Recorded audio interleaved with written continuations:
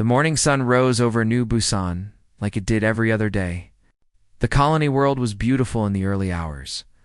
Golden light touched the farming fields and the small houses where 2 million humans lived their quiet lives.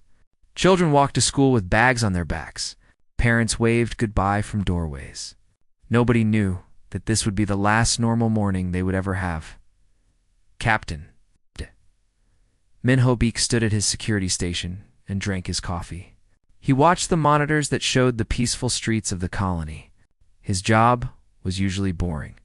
New Busan was a farming world. Nothing exciting ever happened here. The biggest problem he faced most days was lost pets or small arguments between neighbors. At exactly 9 in the morning, the sky turned dark. Min-ho looked up from his coffee. His blood went cold. 12 massive ships blocked the sun. They were not human ships. Their design was sharp and cruel, like the creatures who built them. The Velthari had come. The Velthari were an insectoid species. They had hard shells and cold eyes. For months, they had demanded that humans leave New Busan. They said this sector belonged to them thousands of years ago. Earth's government had refused. Diplomats were still talking about the problem. Nobody expected the Velthari to attack. Not like this. The first bombs fell on the Central Education Complex. Min-ho watched his monitors turn to static. Then he heard the explosions. They shook the ground under his feet. He grabbed his weapon and ran outside. What he saw broke something inside him. The school was burning. The beautiful building where 3,000 children had been learning just moments ago was now a mountain of fire and broken stone. Min-ho could hear screaming. He could hear children crying for their parents. He ran toward the flames without thinking. Other security officers joined him. Firefighters came with their trucks. Medical teams arrived with stretchers. But there was so much destruction, so much death.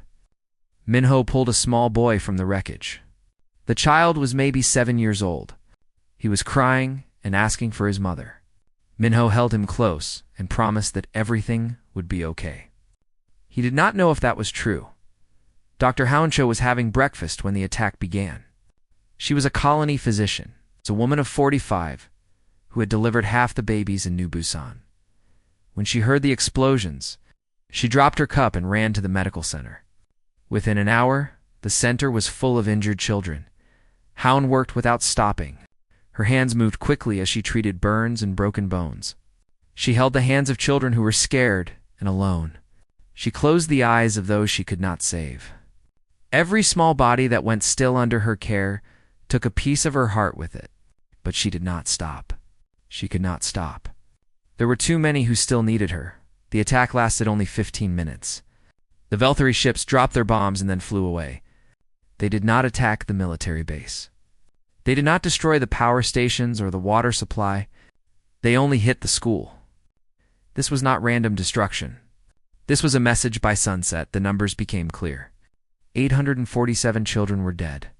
2,000 more were injured. The youngest victim was 4 years old. The oldest was 17. They had done nothing wrong. They had simply gone to school on a normal morning. The galaxy watched. Every species with access to communication networks saw the images from New Busan. They saw the burning school. They saw the small bodies being carried out by crying rescuers. They saw Dr. Hounsho collapse from exhaustion after working for 72 hours straight. They saw Captain Min-ho Beek sitting in the ruins, holding a child's shoe that nobody came to claim. The Velthari High Command released a statement that night. Their leader, Supreme Hive Leader Kethver, appeared on screens across the galaxy. His insectoid face showed no emotion.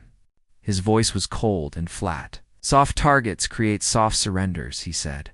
Humanity is a young species. They do not understand how the galaxy works. We have taught them a lesson today. If they do not leave the Varick sector within 30 days, we will teach them again. Their children are not our concern. Their weakness is not our problem. Humanity will learn their place. On Earth, people watched the broadcast in silence. In the great cities and the small towns, in the government buildings, in the family homes, humans saw what the Velthari had done. They heard the alien leader dismiss their dead children as nothing more than a political tool. Then something strange happened. Earth went quiet. There were no angry crowds in the streets. There were no demands for immediate revenge. The news networks expected riots and protests. Instead, they found empty streets and closed doors. The entire planet seemed to hold its breath. Admiral Una Park was on the moon when she received the news. She was the commander of the United Earth Navy's 7th Fleet, a woman known for her calm mind and careful planning. She was also a mother of 2 children, ages 8 and 12. When she saw the images from New Busan, she did not cry. She did not scream. She simply stood very still for a long moment. Then she picked up her communicator and called every ship captain under her command. "Wake up the fleet," she said. Her voice was soft and steady. "Wake up all of them. We are going to war." Across human space, similar calls went out. Military bases that had been quiet for decades suddenly came alive with activity. Shipyards that everyone thought were closed opened their doors to reveal warships that had been built in secret. Retired soldiers received messages asking them to return to service. Almost all of them said yes. Ambassador Taiho Kim was at the Galactic Assembly when the attack happened. He was a diplomat, a man who had spent his life believing that words could solve any problem. He had negotiated trade deals and peace treaties. He had always believed that violence was the last resort of those who lacked intelligence. But when he saw the images of dead children on New Busan, something changed in his eyes. His alien colleagues noticed the change. They saw the warmth leave his face. They saw his friendly smile disappear. The human ambassador, who had always been so kind and patient, now looked at them with eyes like winter ice. Ambassador Kim, one of them asked, "What will humanity do?" Taiho Kim did not answer immediately. He looked at the images one more time.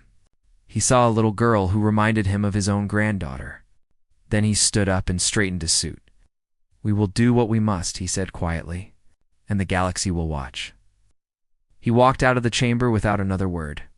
Behind him, the alien diplomats looked at each other with growing worry. They had never seen a human look like that before. They did not understand what that look meant. They would learn soon enough. The Galactic Assembly was the largest building in known space. It floated in orbit around a dead star, a massive station where representatives from 300 species came together to discuss the fate of the galaxy. For 80 years, humanity had been a small voice in this great hall. They were known as traders and farmers, a friendly species that made good medicine and told interesting stories. Nobody feared them. Nobody respected them either. 3 days after the attack on New Busan, the assembly called an emergency meeting. Every seat was filled. Every screen showed the same images of destruction that had spread across the galaxy. The alien diplomats whispered to each other as they waited for the session to begin. Most of them expected humanity to ask for help. Perhaps they would request sanctions against the Velthuri. Perhaps they would beg for military protection. Ambassador Taiho Kim walked into the chamber alone. He wore a simple black suit. His face showed no emotion. The whispers stopped as he took his place at the human delegation's podium. The silence in the room was complete. "Honored representatives," Taiho Kim began. His voice was calm and clear. "Thank you for calling this session. I will not waste your time with long speeches. I am here to present facts." He pressed a button on his podium. A holographic display appeared above the chamber. It showed the colony of New Busan before the attack.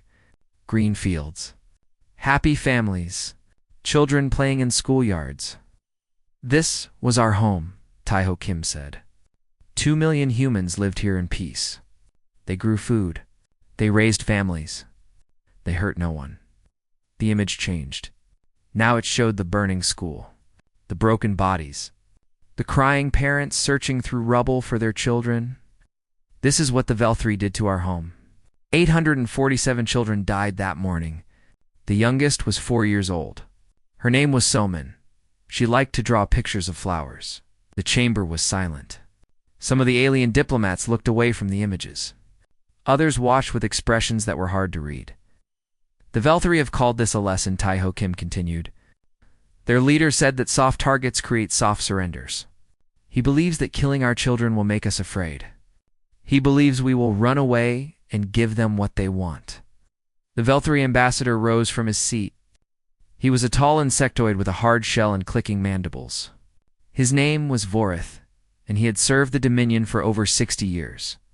The human speaks of children, Vorith said, his voice carrying across the chamber. But he does not speak of a legal occupation. The Varric sector belongs to the Velthari Dominion. It has belonged to us since before humanity learned to make fire. Your colony was built on stolen land. We simply took back what was ours. He made a clicking sound that might have been laughter. Humanity is an emotional species. They cry over their young like animals. Perhaps if they had respected our claims, their children would still be alive. This is how the galaxy works. The strong take, the weak suffer. Humanity needed to learn this lesson. Taiho Kim listened without expression. When Vorith finished speaking, the human ambassador simply nodded. "Thank you, Ambassador Vorith," he said. "I appreciate your honesty. It makes what comes next much easier." He pressed another button. The holographic display changed again. This time it showed a star map. Red dots began to appear across human space. The Galactic Assembly has always believed that humanity maintains a small defense fleet. 400 warships spread across our territory, enough to protect our trade routes, enough to discourage pirates. Nothing more. He paused. This was intentional. We wanted you to believe this. The red dots multiplied. Hidden shipyards across human space opened on the display. Hundreds of warships emerged from locations that every intelligence service had missed. The number on the screen climbed higher and higher. 400 became 600. 600 became 1,000. 1,000 became 1,500. Humanity has been building these ships for 50 years, Taiho Kim said. We hoped we would never need them. We believed that the galaxy was a place where peaceful species could live without fear. His voice grew harder. We were wrong. Counselor Min Ji-yoon stepped forward. She was Earth's military liaison to the Assembly, a woman with silver hair and sharp eyes. She had been a soldier before she became a diplomat. The military in her bearing was obvious now. The United Earth Navy departed for Velthari space 6 hours ago, she announced. 1,000 warships. 50,000 soldiers. Our entire combat force. The chamber erupted in noise. Alien diplomats shouted questions. Some demanded explanations. Others called for calm. The Velthari ambassador's clicking grew loud and angry. This is madness, Vorith shouted. You cannot declare war over one small attack.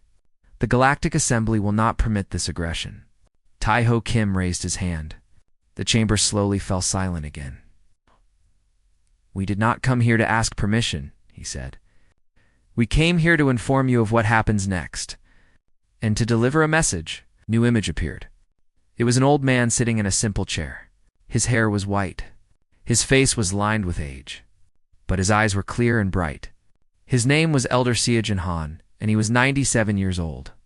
He had fought in humanity's last great war, a conflict that had nearly destroyed Earth a century ago. People of the galaxy, the old man said. His voice was rough, but strong. I have lived long enough to see many terrible things. I have seen cities burn. I have buried friends and family. I hoped that my grandchildren would never know such pain. I was wrong. He leaned forward in his chair. The Velthari came to our colony and killed our children. They bombed a school full of young ones who had never hurt anyone. They did this to make us afraid. They believed that humanity would bend to their will. He shook his head slowly. They do not understand us at all. The old man's eyes seemed to look through the screen, directly at every viewer in the galaxy. We are not a species that surrenders when our children are killed. We are not a species that negotiates with those who murder the innocent. We are a species that remembers. We are a species that protects our own.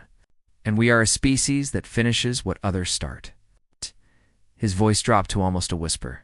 You touched our children. There will be no negotiation. There will be no mercy. There will be no Velthari dominion when we are finished. This I promise you on the blood of every child who died on New Busan. The recording ended. Silence filled the chamber. Taiho Kim looked around at the assembled representatives. He saw fear in their eyes, confusion, disbelief. These species had known humanity for 80 years. They had traded with humans. They had shared meals with humans. They had thought they understood humans. They had been wrong. "Let me be clear," Taiho Kim said. "We do not want your help. We do not need your approval. We are not asking the assembly to take sides in this conflict. We only ask that you stay out of our way." He gathered his materials and prepared to leave. At the doorway, he stopped and turned back one final time. The Velthari called us soft. They called us weak. They believed that killing children would break our spirit. A cold smile crossed his face. They are about to discover what humanity does to those who hurt our young. The galaxy should watch carefully. This lesson is not just for the Velthari. He walked out of the chamber. Behind him, the representatives of 300 species sat in stunned silence. They had just witnessed something they had never seen before. They had seen humanity take off its mask. The galaxy would indeed watch, and the galaxy would remember. The Velthari Dominion had controlled 47 star systems for 3,000 years. They had fought wars against a dozen species. They had never lost. Their military commanders believed they were the greatest warriors in the galaxy. They looked at humanity's declaration of war and felt nothing but amusement. "Let them come," Supreme Hive Leader Kethver told his generals. "These soft creatures will break against our defenses like water against stone. In 6 months, we will take their homeworld. In a year, there will be no more humans." He was wrong about the timeline. The war would not last 6 months. It would not even last 6 weeks. Admiral Unipark stood on the bridge of her flagship, her soul's fury. She looked at the tactical display showing the first Velthari border system. 3 defense stations. 50 warships. 10 million soldiers on the planets below. By any normal calculation, this system should take weeks to capture. "All ships," Una said into her communicator, "begin the operation." The human fleet moved like nothing the galaxy had ever seen. They did not form battle lines. They did not announce their presence. They simply appeared from faster-than-light travel at 17 different points around the system simultaneously. Before the Velthari could react, the first defense station was already burning. Lieutenant Junhoshin flew his fighter through a wall of enemy fire. His hands were steady on the controls. His eyes were focused. In his pocket was a photograph of his nephew, a 9-year-old boy named Taiwan, who had died in the New Busan attack. Every time Junho destroyed an enemy ship, he whispered his nephew's name. The battle lasted for hours. When it ended, the Velthari Defense Force was gone. Every ship destroyed. Every station reduced to floating metal. The human fleet had lost 12 vessels. 12 out of 1,000. But Admiral Park did not order an attack on the planets. Instead, she broadcast a message to the Velthari civilians below. "People of the Dominion," she said, "we are not here to kill you. We are here for those who murdered our children. Stay in your homes. Do not resist. If you do not fight us, we will not harm you."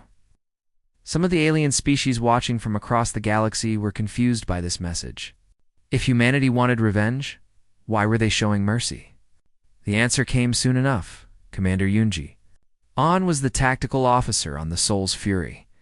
She had designed the battle plan that was now being called the Burning Path. Her strategy was simple but brilliant. Human forces would strike multiple systems at the same time. They would destroy military targets with overwhelming force. They would leave civilians alone. The goal was not to kill Velthari. The goal was to destroy the Velthari military so completely that they could never threaten human children again. System Varric has fallen, a communications officer reported. System Thorin has fallen. System Keth Prime orbital defenses eliminated. Ground forces landing now. Admiral Park nodded. 7 systems in 3 days? The Velthari had lost 40% of their navy. Their command structure was in chaos. Generals who had never faced defeat were now dead or captured. The impossible was happening. General Doyan Huang led the ground forces. He was a big man with a scarred face and gentle eyes. His soldiers called him the Iron Father because he pushed them hard but protected them like his own children. When his troops landed on Velthari colony worlds, they carried weapons, but also medical supplies. "Remember why we are here," he told his soldiers before every operation. "We are here because they killed our children. We are not here to become like them. Every civilian we protect proves that we are better than they are." On the colony world of Thoron, human soldiers found a Velthari school. Inside were hundreds of young insectoid children, their caretakers terrified that the humans had come to take revenge. General Huang walked into the building alone. He knelt down so he was at eye level with the children. "We will not hurt you," he said through his translator. "We are not like your leaders. Go home to your families. Be safe." The image of a human general protecting enemy children spread across the galaxy faster than news of military victories. Species that had been frightened by humanity's declaration of war now watched with different eyes. The humans were destroying armies but saving innocents. They were waging war but refusing to become monsters. Back on the Soul's Fury, Admiral Unipark received reports from across the battlefront. 16 systems captured in the first week. The Velthari Navy reduced to a fraction of its former strength. Ground forces meeting less and less resistance as Velthari soldiers realized that surrender meant survival. "Admiral," her communications officer said, "we are receiving a message from the Velthari High Command. They are requesting a ceasefire." Unipark read the message. The Velthari wanted to negotiate. They were willing to pay reparations. They would return to their original borders. They would even turn over some of the commanders responsible for the New Busan attack. "Some of the commanders," Una said quietly. "Not all of them." She thought about the children of New Busan. She thought about the parents who would never see their sons and daughters grow up. She thought about Captain Minho Beek, still on New Busan, still helping families bury their dead. "Send a reply," she said. "Tell them no. Tell them we will accept nothing less than complete surrender and every person responsible for the attack. Tell them we are coming for their homeworld." The Velthari received the message. They had expected humanity to accept the offer. Every other species in their history had accepted similar offers when faced with continued war. But humanity was different. Humanity did not forget. Humanity did not forgive. Lieutenant Jun Hoshin sat in his cockpit during a brief rest period. He looked at the photograph of his nephew. The boy was smiling in the picture, holding a toy spaceship that Junho had given him for his birthday. "We are almost there, Taiwan," Junho whispered. "We are almost to their homeworld. I promise you they will answer for what they did." Across the fleet, similar promises were being made. Every soldier carried the memory of New Busan in their heart. Every pilot flew with the names of dead children written on their ships. This was not just a war. This was a reckoning. Commander Yunjian updated her tactical display. The path to Veltharis Prime was almost clear. 3 more systems stood between the human fleet and the Velthari homeworld. At their current rate of advance, they would arrive in less than 2 weeks. "Commander," one of her officers asked, "what happens when we reach their homeworld? 12 billion civilians live there. Do we really intend to? ... To what?" Yunji cut him off. "To bomb their schools? To kill their children?" She shook her head. "No, we are going to show them that we are not monsters. We are going to make their leaders face justice. And we are going to make sure that no one in this galaxy ever thinks about hurting human children again." He understood now. This war was not about revenge. It was about something more important. It was about sending a message that would echo through history. Admiral Unipark looked out at the stars. Somewhere out there, her own children were safe on Earth, protected by the home fleet. She fought this war for them. She fought for every human child who deserved to grow up without fear. "All ships," she commanded, "prepare for the final push. We end this war at Veltharis Prime," the fleet acknowledged. Engines powered up. Weapons charged. 1,000 human warships moved forward as one. An unstoppable force aimed at the heart of the enemy. The Velthari had wanted to teach humanity a lesson. Now they were about to learn one instead.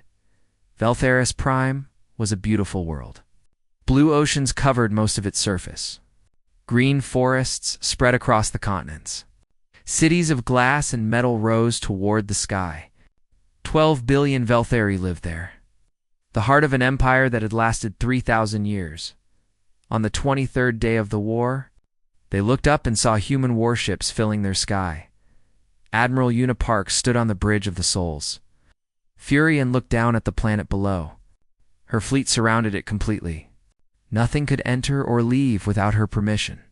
The most powerful species in this sector of the galaxy was now at her mercy.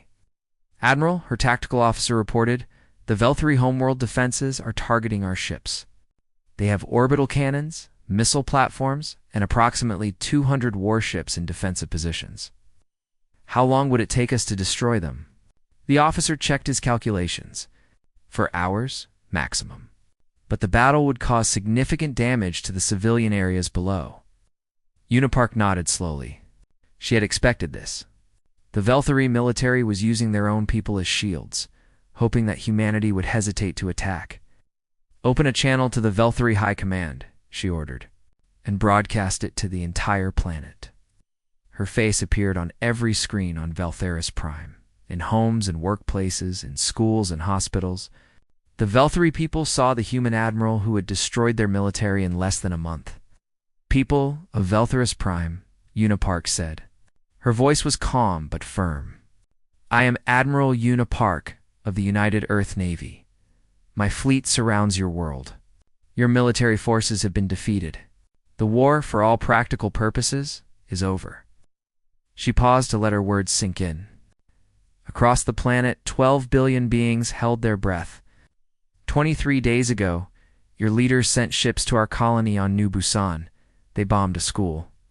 They killed 847 children. The youngest was 4 years old. Her name was Salman. She liked flowers. Yuna's voice remained steady, but her eyes hardened. Your leaders called this a lesson. They called our children soft targets. They believed that murdering innocents would make us surrender. In the Velthari Command Center, deep beneath the capital city, Supreme Hive Leader Kethfer watched the broadcast with growing fear. For the first time in his long life, he understood that he had made a terrible mistake. We did not come here to destroy your world, Admiral Park continued. We did not come here to kill your people. We have had many chances to attack your civilians during this war. We have not taken them. We have protected your children even as we remember our own who were killed. The Velthari who watched began to realize something strange. The human ships had been in orbit for hours. They could have started bombing at any time. Instead, they were talking. We came here for justice, Una Park said. We want every military officer who planned the attack on New Busan. We want every soldier who participated. We want them to stand trial for what they did. We want the galaxy to see that actions have consequences. She leaned forward slightly. Supreme Hive Leader Kethfer, I am speaking directly to you now. You have 24 hours to surrender yourself and all those responsible for the New Busan attack. If you do this, we will leave your civilian population in peace. Your empire will end, but your people will live. Her voice grew colder. If you refuse, we will take what we want by force. We will destroy your military completely. We will hunt down every person responsible for killing our children no matter how long it takes. The choice is yours. Make it wisely. Yes. The transmission ended. Silence fell across Velthara's Prime. Dr. Hoon. Lee walked through the corridors of the Soul's Fury. She was the fleet psychologist, responsible for monitoring the mental health of the soldiers who had been fighting for 3 weeks straight. What she saw worried her. The crews were holding together. Discipline remained strong, but she could see the anger burning behind their eyes. Every soldier had seen the images from New Busan. Many had lost family members or friends in the attack. They wanted blood. They wanted revenge. She entered Admiral Park's ready room and found the commander staring out the window at the planet below. Admiral Hoon said, I need to share my concerns. Speak freely, Doctor. The crews are eager. Too eager. They want the Velthari to refuse our terms. They want a reason to attack. Hoon paused. I understand their anger. I share it. But if we unleash that anger on civilians, we become exactly what we are fighting against. Una Park was quiet for a long moment. When she spoke, her voice was tired. No, I feel it too. Every time I close my eyes, I see those children. I imagine my own children in their place. I want to make the Velthari feel what we felt. She turned to face the doctor. But that is not why we came here. We came for justice. Can you hold the fleet to that distinction? I have to. Yuna looked back at the planet. We have to. Because if we cross that line, the children of New Busan will have died for nothing. We will have become the monsters. And I will not let that happen. On the planet below, Ambassador Taiho Kim was landing his shuttle at the capital city. He had come to deliver humanity's terms in person. His shuttle was surrounded by armed guards the moment it touched ground. He walked through the streets of the Velthari capital without showing fear. The insectoid beings watched him pass with expressions he could not read. Some hated him. Some feared him. Some, perhaps, were beginning to wonder if their leaders had been wrong. He entered the great hall of the Velthari government and stood before Supreme Hive Leader Kethper. The alien ruler was massive, twice the size of a human, with a shell that had darkened with age. His compound eyes reflected Taiho's image 1,000 times. You dare come here alone? Kethper clicked. You are either very brave or very stupid. I am a diplomat, Taiho replied. I came to make sure there are no misunderstandings about our terms. Your terms are unacceptable. You ask me to surrender myself and my generals? You ask me to end an empire that has lasted 3,000 years? No Velthari leader would accept such disgrace. Taiho Kim nodded. He had expected this response. Then let me make something very clear, he said. We do not want your territory. We do not want your resources. We do not want to rule your people. We only want those who killed our children. That is all we have ever wanted. He took a step closer to the massive alien leader. But if you force us to come down there and take them, we will. And we will not stop until every single person responsible has been found. If that takes years, we will take years. If we have to tear apart every military base on this planet, we will do it. Kethper leaned forward. You would risk the lives of your soldiers for such a small thing? Small? Taiho's voice finally showed emotion. You killed our children. You think that is small? He shook his head. This is why you lost this war. You never understood what you were dealing with. You saw humans as weak because we value our young. You saw us as soft because we show mercy. But you did not understand that these are the things that make us fight harder than any species you have ever faced. He turned to leave. You have 20 hours remaining. If you want your people to survive, you know what you must have to do. Back on the Soul's Fury, Dr. Hai-Hung Lee found Admiral Park still at the window. The 24-hour deadline was half over. No response had come from the planet. What if they refuse? Hai-Hun asked. Yuna Park was silent for a long time. When she answered, her voice was barely above a whisper. Then we go down there and we get justice. But we do it the right way. Every civilian protected. Every child kept safe. We prove that humans are better than those who attack the innocent. She turned to face the doctor. We prove that our children did not die for nothing. The hours continued to count down. The fleet waited. The galaxy watched. And 12 billion Velthari faced the hardest choice in their history. The deadline was 3 hours away when the first crowds appeared in the streets of the Velthari capital. They came quietly at first. Workers leaving their jobs. Parents taking children out of schools. Elderly Velthari who remembered when their empire was young. They gathered in the great plaza before the government building, looking up at the sky where human warships waited. Then they began to chant. Give them what they want. End this war. Give them what they want. Supreme Hive Leader Kethper watched from his window as the crowd grew larger. Hundreds became thousands. Thousands became millions. The people of Eltheris Prime were making their choice. They are cowards, one of his generals said. They would rather surrender than fight. Kethper was silent. He thought about the war that had lasted only 3 weeks.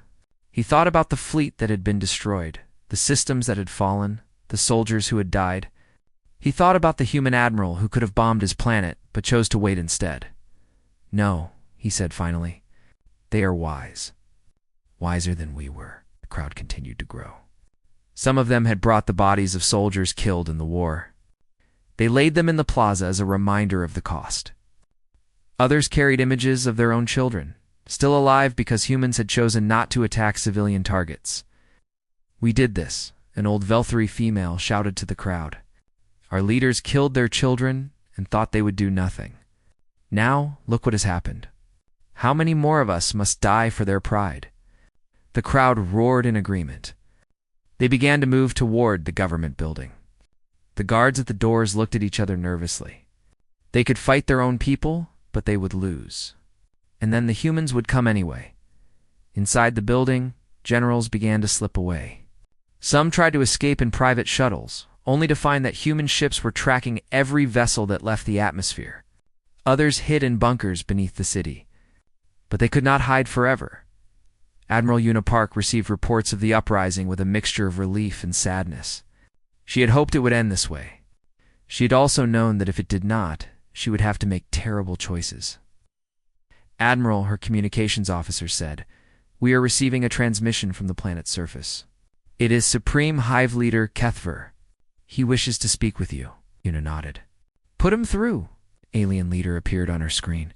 He looked older than he had in previous broadcasts. The arrogance was gone from his eyes. In its place was something that might have been acceptance. "Admiral Park," he said, "I am prepared to accept your terms. I will surrender myself and all those responsible for the attack on New Busan. I ask only that you show mercy to my people." "We were always going to show mercy to your people," Una replied. "That was never in question. The only question was whether you would show wisdom." Within hours, Velthari soldiers were bringing their own officers to human landing zones. 347 individuals were identified as having planned or participated in the New Busan attack. They were taken into custody without violence. They would face trial before the Galactic Assembly, their crimes documented for all the galaxy to see. Captain Minho Beek arrived from New Busan 2 days later. He came with a message from the survivors. A letter signed by the parents of children who had died in the attack. Admiral Park read the letter in her ready room. The words were simple but powerful. "We lost our children. Nothing will bring them back. Nothing will heal this wound completely. But we ask you to remember why you are fighting. You are fighting so that no parent anywhere in the galaxy will feel what we felt. You are fighting for justice, not revenge. Make them pay for what they did, but do not become them. Our children would not have wanted that." Una Park set down the letter. Tears ran down her face for the first time since the war began. She had held them back through every battle, every decision, every moment when she wanted to burn the entire Velthari Empire to ash. Now, finally, she let herself feel the grief she had been carrying. When she emerged from her ready room, her face was calm again. She gave the order to begin withdrawal from Velthari space. The war was over. Ambassador Tai-Ho Kim addressed the Galactic Assembly one final time. The chamber was completely full. Every representative wanted to hear what humanity would say now that they had one. 31 days ago, Tai-Ho began. "The Velthari Dominion attacked our colony on New Busan. They killed 847 children. They did this believing that humanity was weak, that we would be frightened, that we would surrender." He paused and looked around the chamber. He saw the Velthari delegation's seats empty, their representatives now in custody. He saw the fear in the eyes of species who had once thought humans were harmless. "We did not surrender. We went to war. We destroyed a military that had never been defeated. We surrounded a homeworld with 12 billion inhabitants, and then we stopped." He let those words hang in the air. "We stopped because we are not monsters. We stopped because our children would not have wanted us to become the thing we were fighting. We stopped because justice is not the same as revenge." He straightened his back and spoke his final words clearly. "Let the galaxy remember this day. Humanity came to you as friends, as traitors, as partners. We asked only to be left in peace. But understand this clearly. Look at what remains of the Velthari military. Look at their surrendered leaders awaiting trial. Look at their empire, ended in 31 days. His voice softened slightly. "We do not want war. We do not seek conquest. We only want to raise our families in peace. But if anyone threatens that peace, if anyone harms our children, they will face the same fate. This is not a threat. It is simply the truth of what humanity is. He gathered his materials and walked out of the chamber for the last time. 5 years passed. The galaxy changed. The Velthari Dominion was no more. A new democratic government had formed from its ashes. Guided by the Galactic Assembly, but run by Velthari, who had chosen peace over war. Trade routes that had been closed for centuries now carried ships of many species. On New Busan, a memorial stood where the school had once been. A wall of names listed every child who had died that morning. Families came there to remember.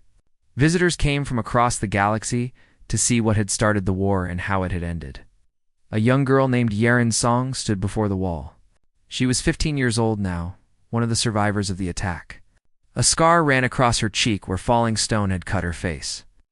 She placed flowers at the base of the wall. It's the same thing she did every year on this day. Behind her, a class of students waited quietly. They were Velthari young insectoids who had come to New Busan as part of an exchange program. Their teacher, a human woman, had brought them here to learn about the war and its aftermath. Yeren turned to face them. She looked at these children who could have been enemies.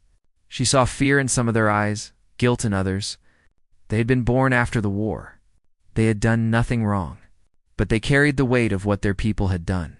My brother died here, Yeren said. Her voice was steady. He was 9 years old. He was standing right where you are standing when the bombs fell. The Velthari children shifted uncomfortably. One of them, a small female, began to cry. Yeren walked to her and knelt down. Do not cry, she said gently. You did not do this. Your leaders did, and they were punished for it. She looked at all of them. The war is over. What matters now is what we do next.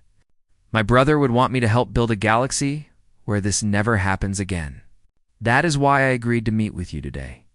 She stood up and smiled. It was a sad smile, but it was real. Come, let me show you the new school. It has a beautiful garden now. I think you will like it. She led the Velthari children away from the memorial.